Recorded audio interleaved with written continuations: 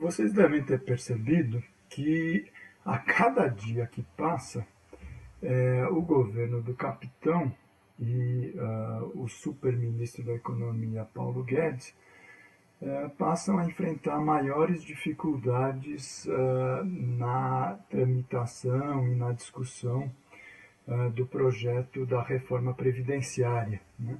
A proposta de emenda constitucional número 6 de 2019. Quer dizer, na verdade, o que aconteceu é a quantidade de maldades, né, e de perversidades constantes desse projeto de alteração da Constituição e das regras previdenciárias acabou provocando uma grande debandada dentro da própria base aliada do governo, com exceção dos parlamentares do PSL, que é o partido mesmo do Bolsonaro, que são aqueles completamente deslocados, extremamente conservadores e sem nenhuma preocupação de fato com a questão da maioria da população.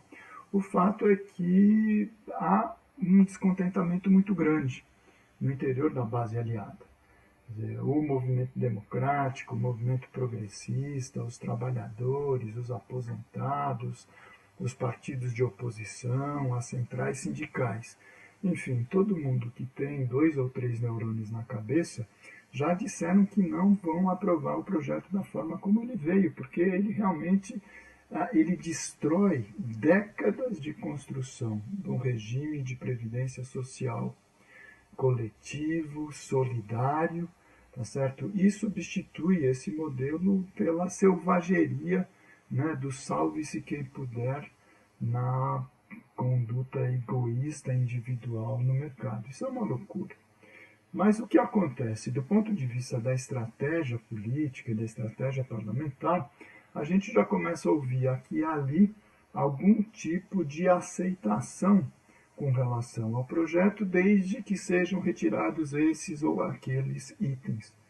Então, por exemplo, aquela loucura de pagar o benefício da prestação continuada, né, que os idosos têm direito, as famílias com pessoas deficientes têm direito, de um salário mínimo, que eles consideram uma fortuna, né, passar isso para R$ 400, quer dizer, isso é uma loucura. Ou complicar as dificuldades já existentes, mas tornar mais difícil ainda a aposentadoria dos trabalhadores do campo. Ou então aquela discussão dos anos, né? Quer dizer, anos de contribuição, 1 ano a mais, 1 ano a menos, limite de idade, 2, 3 anos a mais ou a menos. E o que se faz? Não, vamos tirando essa outra excesso, esse outra maldade, mas mantém a ideia de fazer uma reforma previdenciária, porque o país não aguenta mais, aquela coisa toda que a gente já está cansado de ouvir. E o que significa?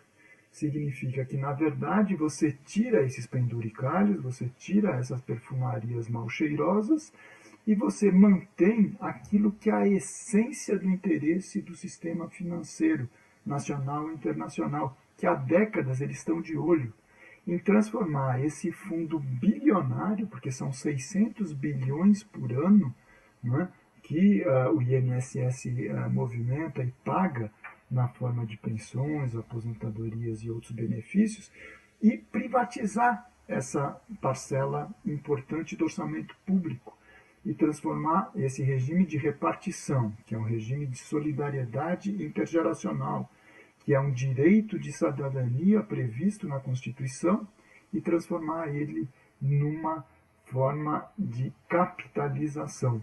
O que significa? A contribuição individual de cada cidadão, de cada cidadã, de cada trabalhador, de cada trabalhadora, em contas junto a bancos, a instituições financeiras, e daqui a 35 anos o indivíduo vai lá reclamar com o banco e vai reclamar o quê? Não foi bem isso que a gente combinou lá atrás, a minha aposentadoria devia ser um pouquinho maior. E não tem com quem reclamar, vai reclamar com o bispo. Por quê? Quem manda na nossa economia, infelizmente nesse governo, é o sistema financeiro, são os bancos.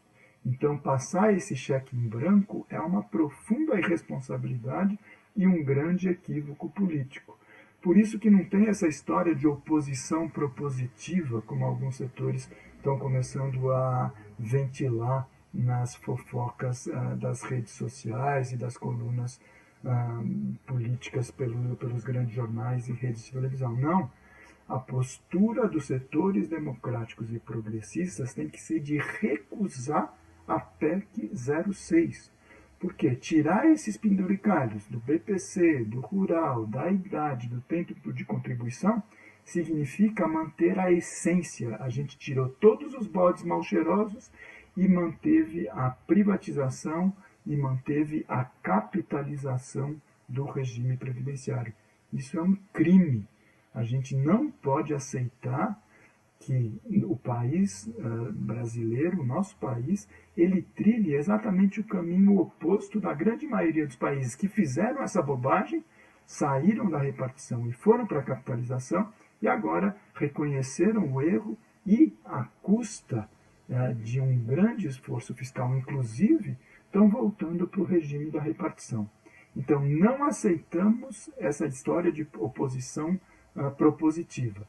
A nossa proposta é continuar o nível de mobilização pelo Brasil afora, denunciar as maldades constantes na reforma e exigir que o Congresso Nacional recuse, vote contra a integralidade da proposta de emenda constitucional número 6 de 2019.